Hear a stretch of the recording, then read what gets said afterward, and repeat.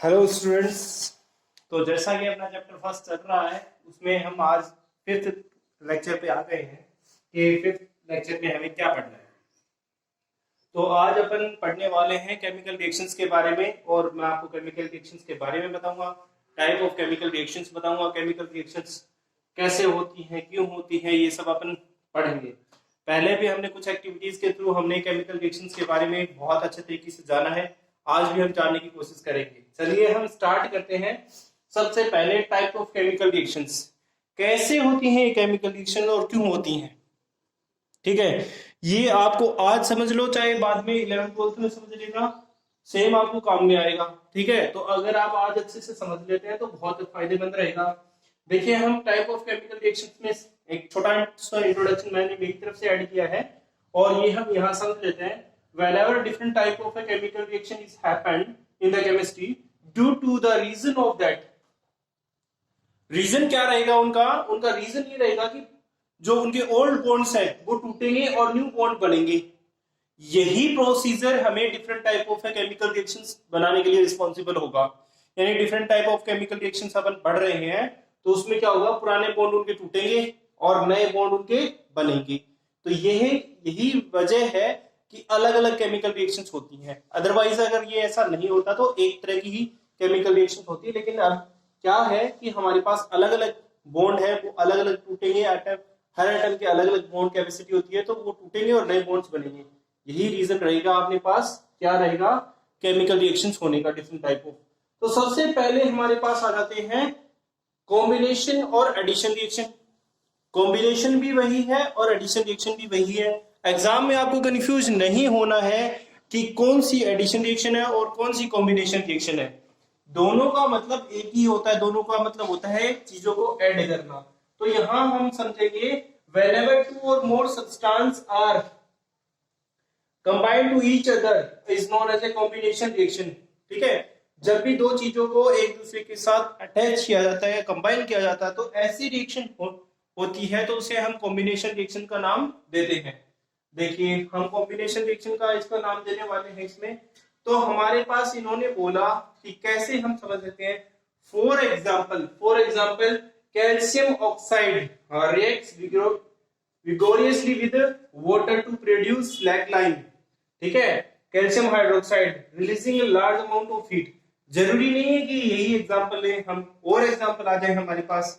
जैसे एग्जांपल ले सकते हैं C+O2 which is gives that CO2। This is also एक एडिशन रिएक्शन। ठीक है, तो यहाँ हमारे पास एडिशन रिएक्शन का और बहुत सारे एग्जांपल्स हो सकते हैं। मैं आपको बहुत सारे एग्जांपल यहाँ दे सकता हूँ एडिशन रिएक्शन के, कि जो एडिशन रिएक्शन होती हैं। तो हमारे पास C+O2 CO2 हमने एग्जांपल ले लिया। इसके अलावा हमारे पास और एग्जांपल अगर हम ये लेना चाहते हैं एडिशन रिएक्शन के, तो यहाँ ये ले सकते हैं, क्या ले सकते हैं, 2H2 plus O2 which is gives that 2H2O। ये हमारे पास दूसरी एडिशन रिएक्शन आ जाती है। तो हमारे पास एडिशन रिएक्शन के बहुत सारे अलग अलग डिफरेंट एग्जांपल्स हम देखने को मिल सकते हैं। तो ये हमारे पास डिफरेंट एग्जांपल्स हैं। लेकिन हमारे पास जो हमने परमानेंट अपनी जो रिएक्शन डेफिनेशन है उसके तहत हमने एक एग्जांपल लिया है। कैल्शियम ऑक्साइड को रिएक्ट कराएंगे किसके साथ, वाटर के साथ, और बहुत तेजी के साथ रिएक्ट करेगी। रिएक्ट करने के बाद में हमारे पास क्या बनाएगी, स्लैक लाइन बनाएगी, जिसे हम कैल्शियम हाइड्रोक्साइड का नाम देते हैं। और large amount of heat liberate होती है। ठीक है, बहुत ज्यादा अमाउंट में हीट लिबरेट होगी। तो हमारे पास ये हीट भी लिबरेट हो रही है। ये हमें मतलब एक तरह से हमारी बुक में एक एक्टिविटी दी हुई है, उस एक्टिविटी के थ्रू समझना है कि सबसे पहले उन्होंने बोला कि हमारे पास यह जो टेस्ट ट्यूब और कुछ भी है उसमें सबसे पहले हमें कैल्शियम ऑक्साइड लेना है। और कैल्शियम ऑक्साइड के अंदर क्या करना है, हमें कैल्शियम ऑक्साइड के अंदर हमें यहाँ जो है वाटर डाल देना है, फिर इसको स्टीयर करना है। स्टीयर करने के बाद में हम देखेंगे कि बबल्स बनेंगे बहुत तेजी से, और बबल्स बनेंगे तो हमें यहाँ इसका अगर टच करके देखेंगे तो हीट ये बहुत ज्यादा गर्म हो जाएगा। तो इससे पता चलेगा कि हमें बहुत ज्यादा हीट लिबरेट हो रही है। ठीक है, यह हमें इसका पता रहेगा। तो ये एक एक्टिविटी थी जिसके तहत हमने एक एग्जांपल समझा है। ठीक है, ये आपकी बुक की एक्टिविटी थी जिसमें हमने एक एग्जांपल समझा है कि हाँ भैया ये एग्जांपल है। ओके, जिसके आगे अगर हम बात करते हैं आगे, तो नेक्स्ट हमारे पास इसने बताया है क्या कि calcium hydroxide is used as a white wash of walls. White washing के लिए वॉल्स के लिए यूज करते हैं क्या, calcium hydroxide. And this calcium hydroxide is react with carbon dioxide. ये क्या करता है, जैसे मान लीजिए ये वॉल है, इसके ऊपर हमने कैल्शियम हाइड्रोक्साइड यूज कर दिया, कैल्शियम हाइड्रोक्साइड लगा दिया, तो 2-3 दिन बाद में क्या होता है कि कार्बन डाइऑक्साइड उसके साथ रिएक्ट करती है और रिएक्ट करने के बाद में शाइनी फिनिश देती है वॉल्स को। ठीक है, ये कहा है यहाँ carbon dioxide calcium hydroxide react with carbon dioxide and gives a shiny finish to the walls. Shiny finish देता है वॉल्स को। देखिए हमारे पास एग्जांपल देखिए, यहाँ समझिए कैल्शियम हाइड्रोक्साइड यानी स्लैकनाइड हम जिसे कहते हैं वो है, फिर वो कार्बन डाइऑक्साइड के साथ रिएक्ट कर रहा है, तो ये हमारे पास कैल्शियम कार्बोनेट बन गया है। ठीक है, कैल्शियम कार्बोनेट बन गया, इसका हम नाम दे सकते हैं लाइमस्टोन। लाइमस्टोन होता है और वाटर है वो एवेपोरेट हो जाता है। ठीक है, ये आपको पता है, ये ऐसा रिएक्शन इसके अंदर होता है। फिर हम आगे बढ़ते हैं, the reaction in which heat is released during along with the formation of products are called exothermic reaction। देखो इसके अंदर जब मैंने आपको अभी अभी एग्जांपल बताया है कि हमारे पास हमने टेस्ट ट्यूब ली और टेस्ट ट्यूब में हमने क्या डाला, कैल्शियम ऑक्साइड डाला और उसमें जैसे ही वाटर डाला, वाटर डालने के बाद में क्या हुआ, हमारे पास हमने देखा कि बबल्स फॉर्म हो रहे हैं, इसमें बबल्स बन रहे हैं और large amount of heat liberate हो रही है।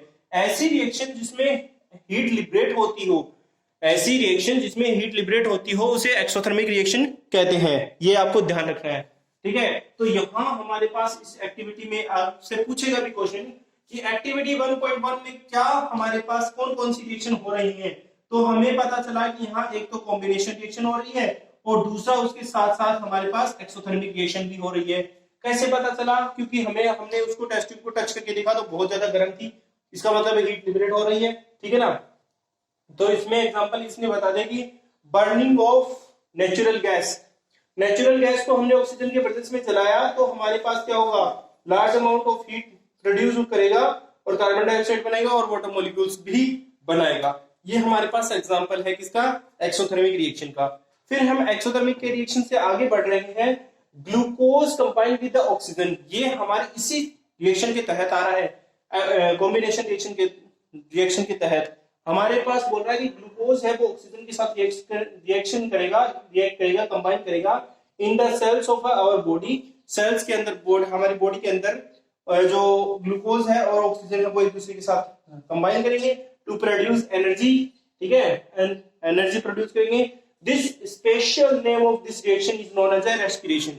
अब देखिए हमने एक बायोलॉजी का भी काम पढ़ लिया है, बायोलॉजी की रिएक्शन भी पढ़ ली है यहाँ पर साथ साथ में, कि इसने ये बता दिया है हमें इस रिएक्शन में कि हमारे पास क्या होगा, हमारे पास यहाँ जब हम सांस लेते हैं तो हमारे पास जब हम खाना खाए हुए होते हैं, जो भी खाना खाते हैं और उस खाना खाने के बाद में जब हम ब्रीथ करते हैं तो खाने के अंदर प्रेजेंट जो ग्लूकोज होता है वो ऑक्सीजन के साथ कंबाइन करता है। ऑक्सीजन के साथ कंबाइन करने के बाद में हमारी बॉडी को, सेल्स को एनर्जी देता है, उन्हें रिपेयर करता है, उनको ग्रोथ करता है।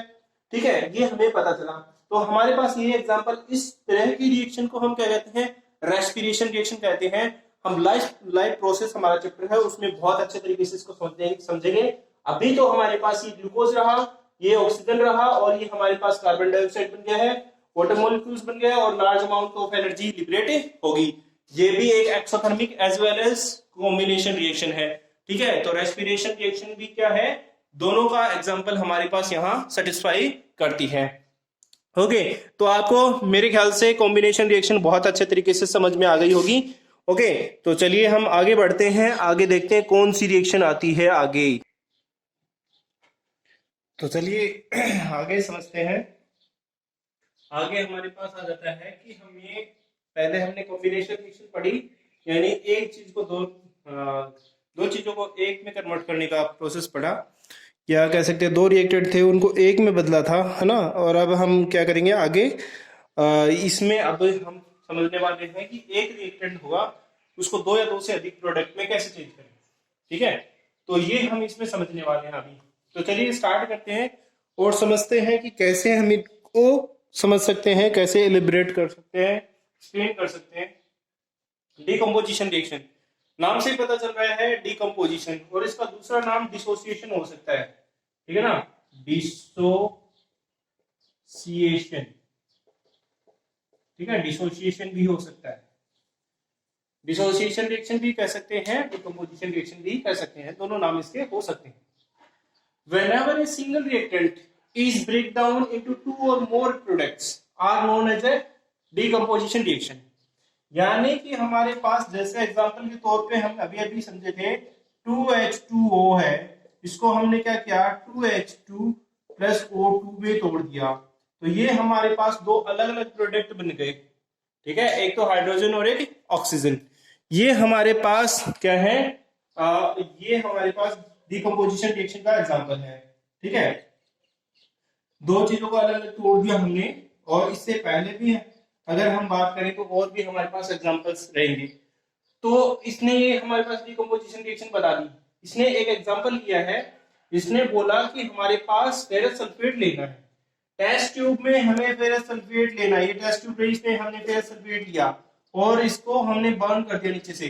जैसे ही हम इसको बर्न करेंगे यानी इसको हीट करेंगे, हीट करने के बाद में इसमें प्रेजेंट वाटर मॉलिक्यूल्स हैं वो डिसअपीयर हो जाएंगे, ठीक है, डिसअपीयर हो जाएंगे और इसके अंदर से ग्रीन कलर इसका गायब हो जाएगा, ठीक है, इसके अंदर जो ग्रीन कलर है वो गायब हो जाएगा, ठीक है।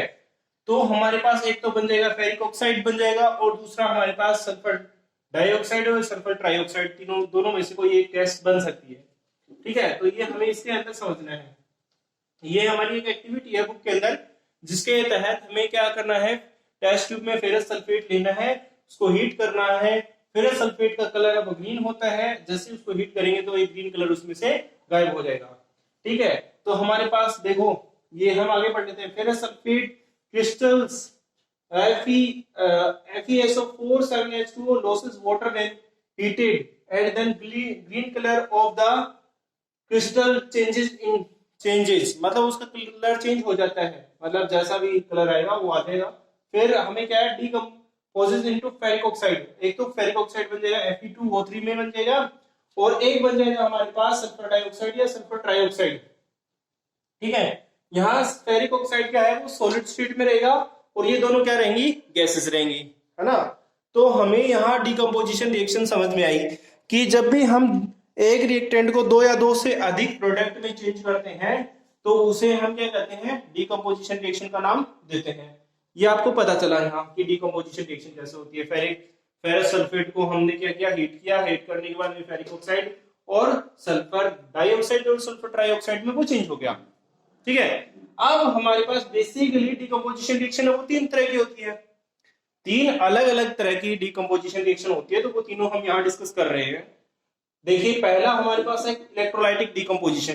क्या करना है हमें इलेक्ट्रोलाइटिक डिकम्पोजिशन में, कि हमें क्या करना है, देखो सिंपल सा एक प्रोसीजर फॉलो करना है, बहुत ही आसान सा है।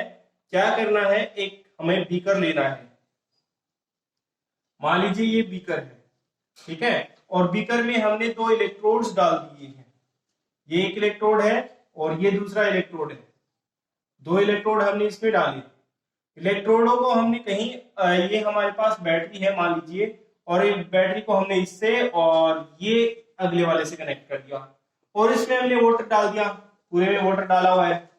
ये हमारे पास है एनोड, ए से रिप्रेजेंट कर रहा हूं, ये हमारे पास है कैथोड, ठीक है, सी से रिप्रेजेंट कर रहा हूं। हमारे पास ये एक तरह की एक्टिविटी है, उसको हम आपको एक्सप्लेन कर रहा हूं कि हमारे पास यहाँ एक बीकर लेना है, बीकर में हमें पानी डालना है, पानी के अंदर दो इलेक्ट्रोड्स डालने हैं, इलेक्ट्रोड्स को यहाँ बैटरी से कनेक्ट करना है। यहाँ पर एनोड है वो हमारे पास कैसा है, पॉजिटिवली चार्ज है, और कैथोड है वो यहाँ नेगेटिवली चार्ज है। अब जब हम यहाँ से इलेक्ट्रिसिटी सप्लाई करेंगे तो वाटर मॉलिक्यूल्स है वो, यानी कि हमारे पास अभी भी मैंने आपको रिएक्शन दिखाई 2H2O which is gives that 2H2 plus O2, यानी कि हमारे पास एनोड पे तो ऑक्सीजन लिबरेट होगी और कैथोड पे हमारे पास हाइड्रोजन लिबरेट होगी। ये हमें इस एक्टिविटी के थ्रू पता चलेगा, ठीक है। तो ये हमारे पास इलेक्ट्रोलाइटिक यानी इलेक्ट्रिसिटी के प्रेजेंस में किसी का डिकम्पोजिशन होता हो या डिसोसिएशन होता हो, उसे हम इलेक्ट्रोलाइटिक डिसोसिएशन या डिकम्पोजिशन कह सकते हैं। देखिए whenever a reactant decomposes in the presence of electricity is called electrolytic decomposition. For example water break down into oxygen gas and hydrogen gas in the presence of electricity. ये example रहा। 2H2O ये liquid में है, electrolysis किया तो 2H2 plus O2 बन गया। ये हमारी एक्टिविटी मैंने आपको एक्सप्लेन पहले ही कर दी है कि हमें बीकर लेना, बीकर में 2 इलेक्ट्रोड डालने हैं, इलेक्ट्रोड को एक आउट सोर्स से कनेक्ट करना है। जैसे हम इसमें इलेक्ट्रिसिटी पास करेंगे तो हमारे पास वाटर है वो ऑक्सीजन और हाइड्रोजन में ब्रेक डाउन हो जाएगा। ये हमारे पास क्या था, इलेक्ट्रोलाइटिक डिकम्पोजिशन। फिर आता हमारे पास फोटोलाइटिक डिकम्पोजिशन। फोटोलाइटिक से आपको नाम से पता होना चाहिए कि फोटोलाइटिक का नाम आते ही समझ जाना चाहिए। फोटोलाइटिक का मतलब होता है सनलाइट, ठीक है ना, सनलाइट। सनलाइट, सनलाइट के प्रेजेंस में, ठीक है, ये आपको ध्यान रखना है, सनलाइट के प्रेजेंस में। तो हमारे पास इसने कहा है whenever a reactant decomposes in the presence of sunlight, ठीक है, is called photolytic decomposition. For example हमारे पास सिल्वर क्लोराइड है, ठीक है, और वो क्या करेगा, ग्रे कलर में चेंज हो जाएगा इन द प्रेजेंस ऑफ सनलाइट। देखो पहले हमारे पास व्हाइट होता है, ये व्हाइट कलर का होता है सिल्वर क्लोराइड, ठीक है ना, व्हाइट कलर का होता है। तो हमें ये सिल्वर क्लोराइड है वो व्हाइट कलर का होता है। इस व्हाइट कलर के सिल्वर क्लोराइड को जब हम सनलाइट के प्रेजेंस में रखते हैं तो ये कैसे कलर का हो जाता है, ग्रे कलर का हो जाता है, ठीक है, कैसे कलर का हो जाता है, ग्रे। क्यों हो जाता है ग्रे कलर का, क्योंकि इसके अंदर से AgCl है, AgCl, तो इसमें से Cl अलग हो जाता है तो ये ग्रे कलर का बच जाता है, ठीक है। ये रीजन है, यहां से पता चल जाएगा कि हमें क्या है कि जो कैसे कलर के होते हैं ये। इसी तरीके से AgCl और AgBr होते हैं, दोनों हमारे पास एक ब्लैक एंड व्हाइट फोटोग्राफी में काम आते हैं, ठीक है। व्हाइट में तो ये काम आ जाएगा AgCl और ब्लैक में कौन आ जाएगा, AgBr। क्यों काम आते हैं, ये क्वेश्चन भी आपसे पूछा जाता है कि क्या यूज होता है इनका। तो हमारे पास उनके जो ब्लैक एंड व्हाइट पिक्सल्स हैं उनको क्लियर दिखाने के लिए, डिस्टॉर्शन हटाने के लिए, उनके बीच में अनवांटेड चीजें हटाने के लिए हम क्या करते हैं, AgCl और AgBr का यूज करते हैं ब्लैक एंड व्हाइट फोटोग्राफी में, ठीक है। तो आप देख सकते हैं यहाँ पर AgCl को सनलाइट के प्रेजेंस में रखा तो Ag अलग हो गया और Cl अलग हो गया, ठीक है, Cl2 अलग हो गया। ये हमारे पास रिएक्शन थी, कौन सी थी, फोटोलाइटिक। अब लास्ट है हमारे पास thermolytic decomposition reaction. Thermolytic decomposition में क्या होता है कि हमें उसको हीट प्रोवाइड करनी होती है। जैसे इसमें लिखा हुआ है whenever a reactant is decomposed in the presence of heat is called thermolytic decomposition। for example हमारे पास लेड नाइट्रेट है यहाँ 2PbNO3 होल ट्वाइस और ये सॉलिड की स्टेट में है लेड नाइट्रेट। हीट दी हमने इसको तो ये क्या करेगा, लेड ऑक्साइड में PbO में 2PbO में यानी सॉलिड स्टेट में है ये, तो 2PbO में लेड ऑक्साइड में चेंज हो जाएगा और 4NO2 यानी नाइट्रोजन डाइऑक्साइड में चेंज हो जाएगा और ऑक्सीडाइज। तो यहां हमारे पास ब्राउन कलर की हमें ये फ्लेम देगा, ठीक है। जैसे ही हमको हीट करेंगे इसको तो ब्राउन कलर की हमारे पास फ्लेम, क्या कह सकते हैं, स्मोक उड़ेगी ब्राउन कलर की। इसमें से ब्राउन कलर फेम, स्मोक कह सकते हैं, स्मोक यानी धुआं कह सकते हैं। स्मोक कब उड़ेगा, जब हम क्या कह सकते हैं 2PbNO3 होल ट्वाइस, ये सॉलिड स्टेट में है। जब हम इसको क्या करेंगे, हीट देंगे या तो हीट लिख देंगे या डेल्टा का सिंबल दे देंगे तो भी हमारे पास काम चल जाएगा। तो हमारे पास क्या बन जाएगा 2PbO, एक तो ये बन जाएगा, ये सॉलिड स्टेट में रहेगा, इसका कोई काम नहीं है।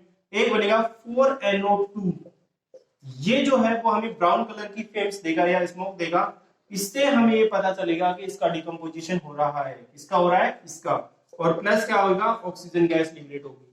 तो इससे हमें ये पता चल जाएगा कि ये क्या है, थर्मोलाइटिक डिकम्पोजिशन है। इसके अलावा एक और एग्जांपल मैं आपको दे सकता हूं, यहाँ CaCO3 है, इसको अगर हम हीट करेंगे तो ये किसमें चेंज हो जाएगा, ये चेंज हो जाएगा CaO प्लस CO2। ये एक और एग्जांपल है जिसको हम आसानी से थर्मोलाइटिक डिकम्पोजिशन में समझ सकते हैं, ठीक है, थर्मल डिकम्पोजिशन में समझ सकते हैं। तो ये हमारे पास एग्जांपल्स हैं विद रिएक्शंस मेरी तरफ से मैंने आपको आज 2 रिएक्शंस पढ़ा दी हैं और कुछ एक उनके टाइप्स दिए हैं। हर का मैंने आपको एग्जांपल सेट किया है। एग्जाम में भी आपको ऐसा ही करना है, हर का एग्जाम्पल आपको पता होना चाहिए। एग्जाम्पल के साथ आप उसको अच्छे से सेलिब्रेट करेंगे तो आपको पूरे नंबर मिलेंगे। एग्जाम्पल बहुत इंपॉर्टेंट है। तो स्टूडेंट्स, हमारा वीडियो देखते रहिए। वीडियो के साथ साथ आप चैनल को सब्सक्राइब करिए और शेयर करिए, वीडियोस को लाइक करिए और ज़्यादा से ज़्यादा लोगों तक शेयर करेंगे आप लोग। Okay, have a nice day everyone, और कल हम वापस से नए वीडियो के साथ मिलेंगे।